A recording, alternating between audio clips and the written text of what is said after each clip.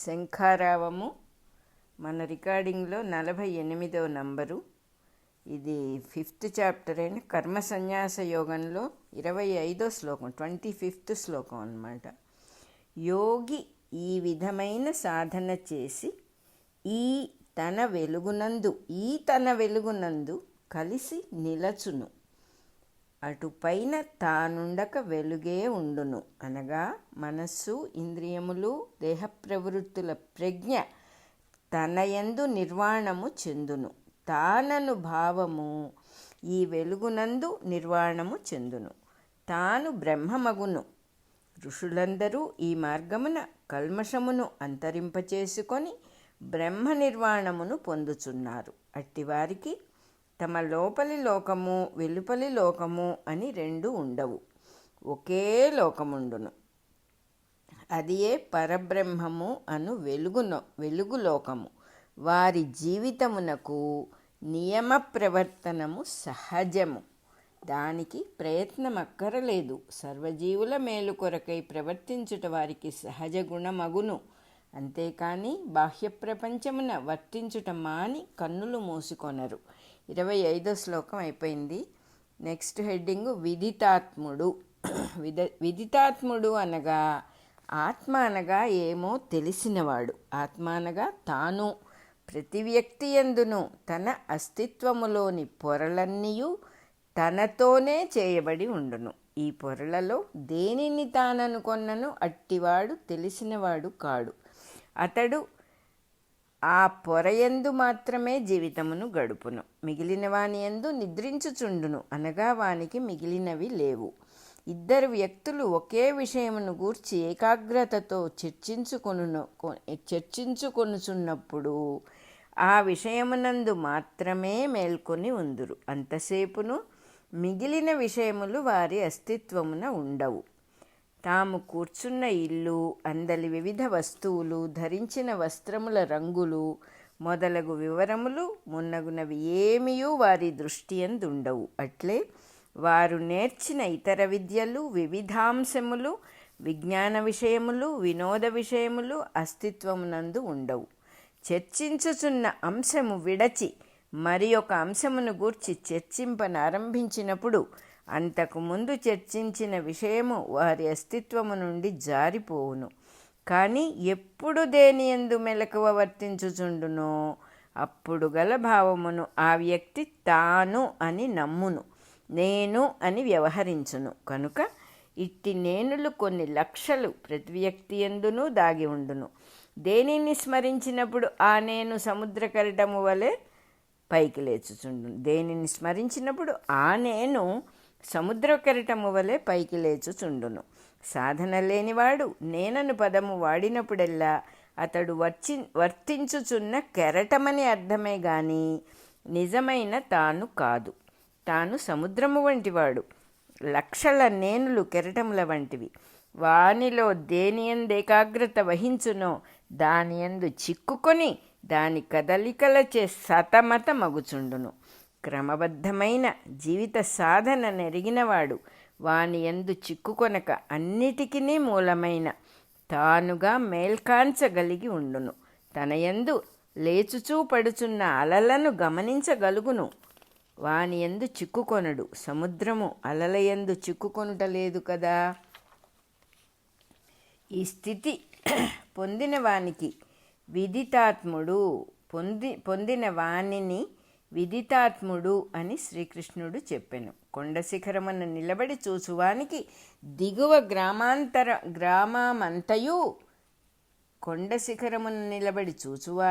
దిగువ గ్రామమంతయు ఒకే మారు కనిపించున్నట్లు విదితాత్మునకు తనలోని సర్వభావములే కాక పరిసరములు సమస్తము అఖండముగా కనిపించును. కనుక అతనిపై వాతావరణము పనిచేయదు. పరిసర వ్యక్తులను, సన్నివేశములను అద్దమునందు వలె ప్రతిబింబించునే గాని అతడిపై ప్రభావము చూపవు. అతని ప్రభావమే పరిసరముల యందు పనిచేయుచుండును. అతడు కామక్రోధముల ప్రభావము కూడా లేనివాడు. ఒకటి కావలనని ఒకటి వలదని ఉండదు. సంభవించుచున్న వానిని కోరుట కానీ తప్పించుకొన ప్రయత్నించుట కానీ చేయక ఆనందించుచుండును.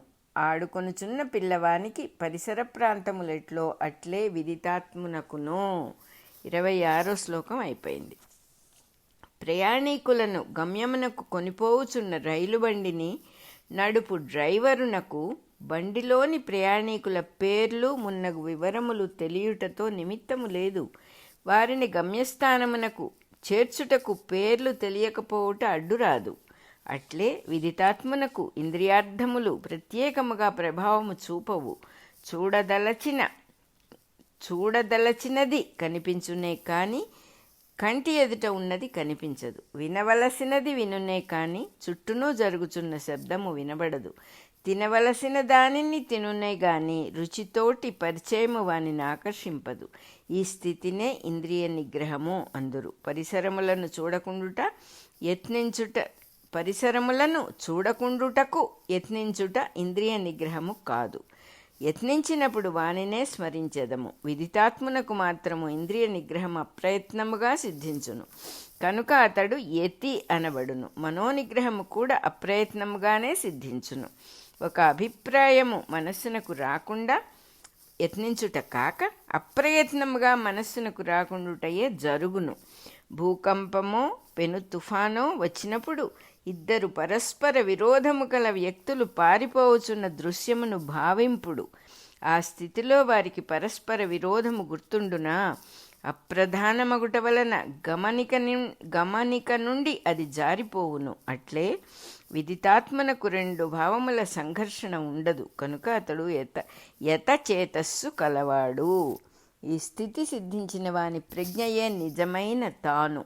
దానినే ఆత్మానియు బ్రహ్మజ్ఞానమనియు అందురు. దానియందు మిగిలిన భావములన్నయూ నిర్వాణము చెందును, అనగా కరిగి ఉండును. ప్రత్యేకమైన అస్తిత్వము లేక ఉండును.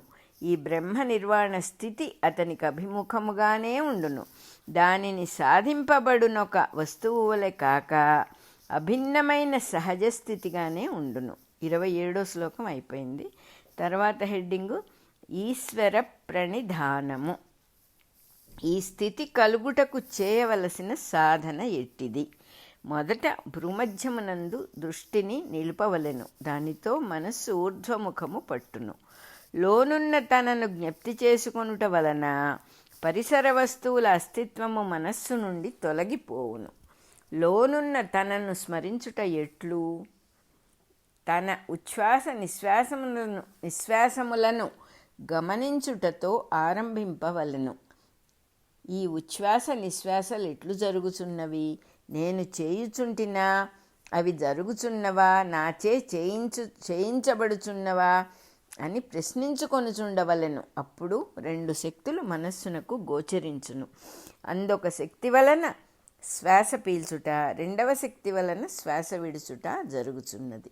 ఆ రెండు శక్తులే వరుసగా ప్రాణాపానములు. వీని అస్తిత్వమును గమనించుకొని మెల్లగా వానిని సమానము చేయవలెను. అనగా ఎగుడు దిగుడులు లేక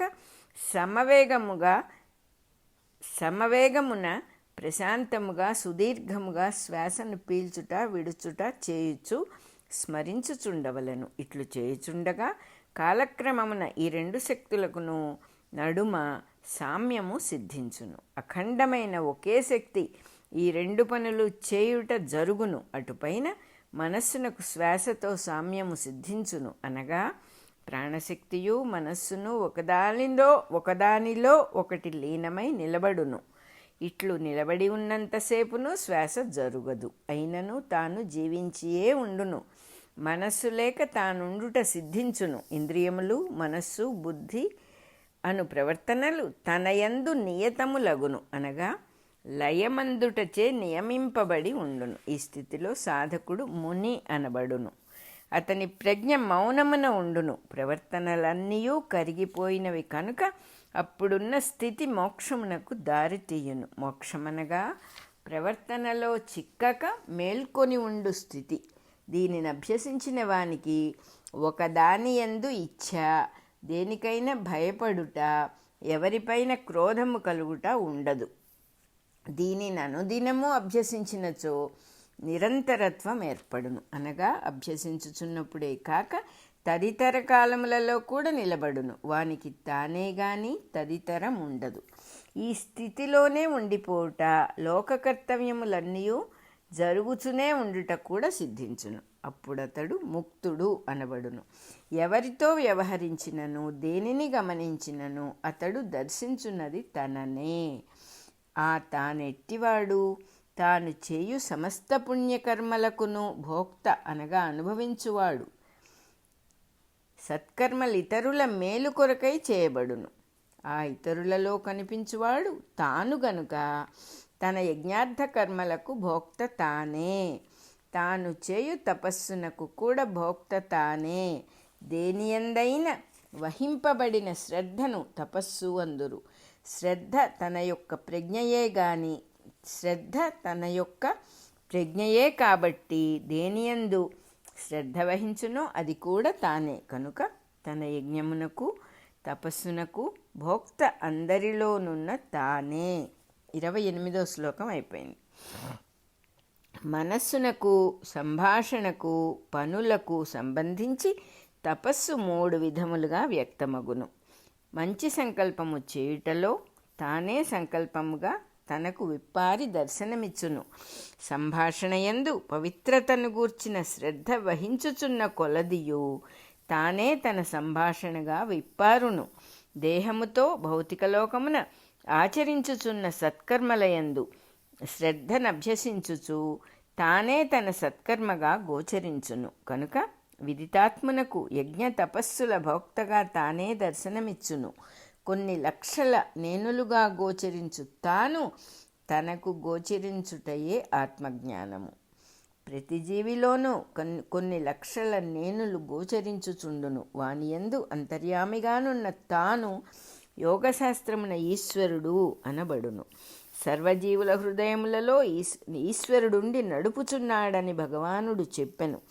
మిగిలిన నేనులన్నీయు ఈశ్వరునకు ప్రణిధానము అంటే శరణాగతి చేయగలుగుట వలన యోగము సిద్ధించునని పతంజలి మహర్షి ఉపదేశించెను. ఒక్కొక్క జీవుడుగా ఈశ్వరుడు ఉండును. ఇన్ని జీవులలో ఉన్న ఈశ్వరమూర్తులొకని యందు తెలిసినప్పుడు అతడు భూతమహేశ్వరుడు అని గీతాచార్యుడు సంకేతించెను. విదితాత్మనకు కలుగు స్థితి సర్వలోక మహేశ్వరత్వమే. 29వ శ్లోకం అయిపోయింది. అలాగే మన రికార్డింగ్లో 48వ నెంబరు అయిపోయింది. కర్మ సన్యాస యోగం కూడా అయిపోయింది. నెక్స్ట్ 6వ అధ్యాయం ధ్యానయోగం చదువుకుందాం మళ్ళీ.